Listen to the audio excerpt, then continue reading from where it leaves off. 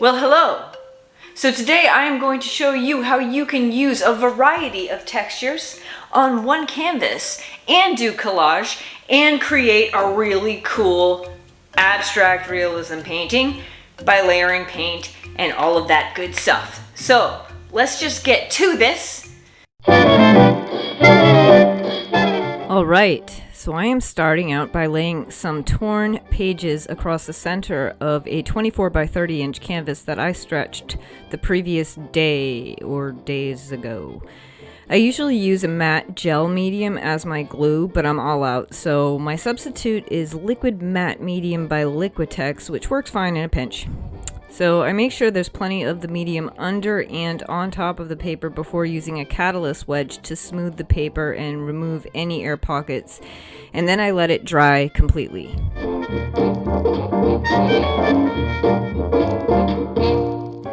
Once completely dry, I start applying coarse pumice gel only around the edges of the paper to establish where I want my border to be.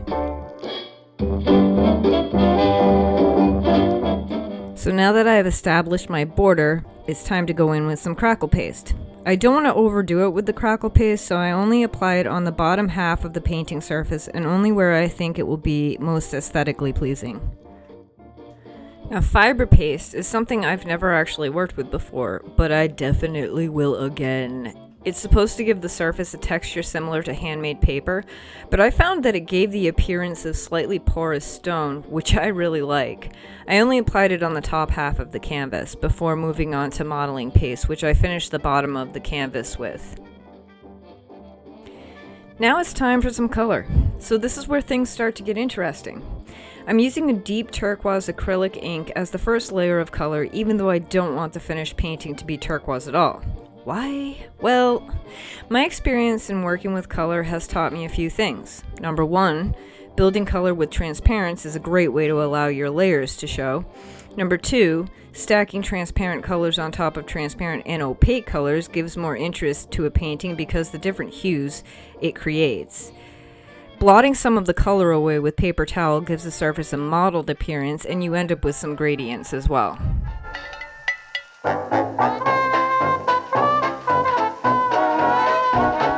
Next, I layered a neutral gray with a squeegee on top of the turquoise, being careful not to completely obscure the base layer of color.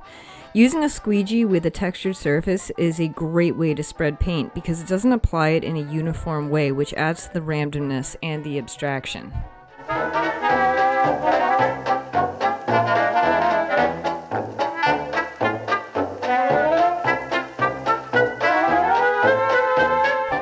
Using a damp sea sponge, I softened some of the edges of the gray and knocked back the brightness of the turquoise, giving the surface a cloudy appearance.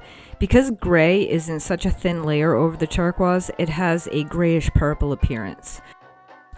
While the gray is drying, I start adding transparent burnt sienna to the collage paper.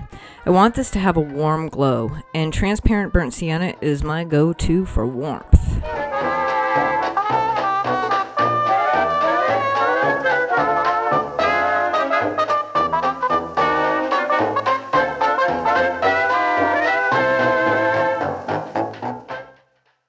Using a sponge, I apply a more opaque burnt sienna to darken the coarse pumice texture.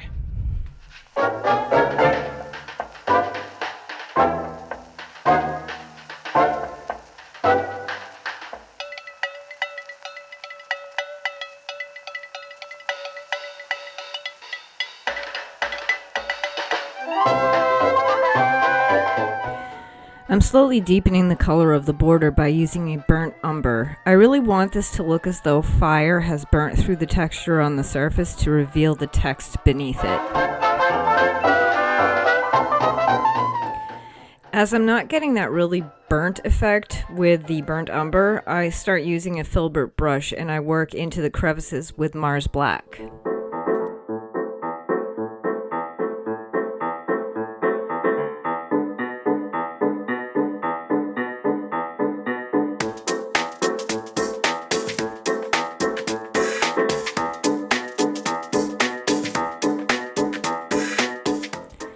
So all that gray is dry now, and I'm adding my next layer of color, which is a burnt umber acrylic ink. When burnt umber is layered on top of turquoise, it becomes a warm muted green color, and the gray has a brownish pink appearance, which is really kind of neat. I try to work that burnt umber into all of the cracks because I do want to remove some of the paint, but I want all of those cracks to be darker in color.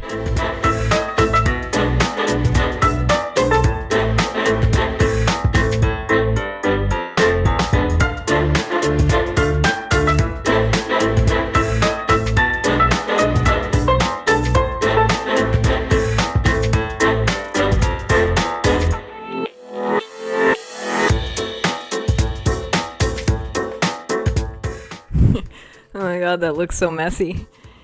Oh, but you know what? It's all part of the process. Things have to get messy before it all starts to come together. And that's why I add paint and remove paint, then add some more paint, then remove some paint. It's all about the process. I'm adding a vignette in burnt umber, and you can really look at that texture. Oh, that texture is so beautiful. It does really look like it was kind of burnt, which is the effect that I was going for. And I love the cracks around that heart. So, so cool.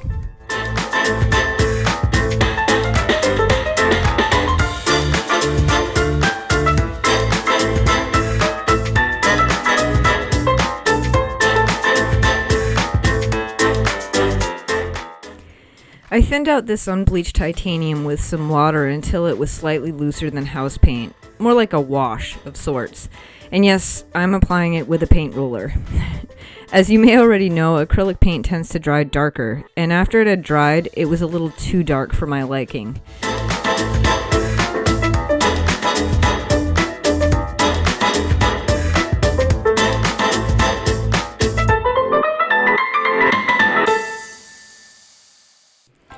I decided that some spots needed a little bit more interest, so I used a script stencil and some black indoor spray paint.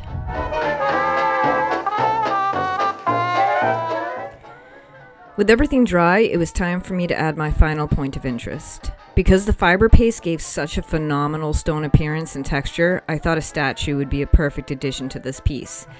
I sketched it out very lightly with transparent oils and slowly added darker tones and warmer tones in some spots.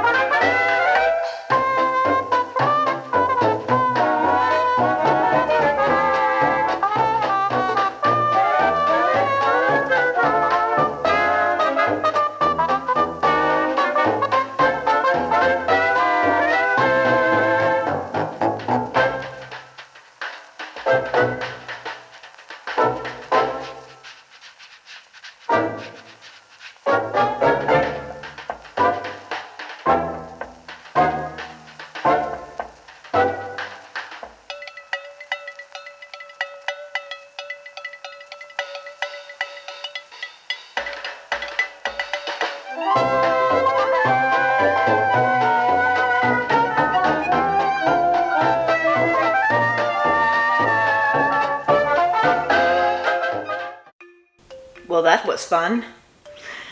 I hope you guys enjoyed this process. I hope you left this video. Well, you haven't left this video yet. I hope you haven't left this video yet, but if you're going to, I hope you learned some new techniques and how to apply different kinds of texture on the same canvas, as well as layering paint and letting different colors show through.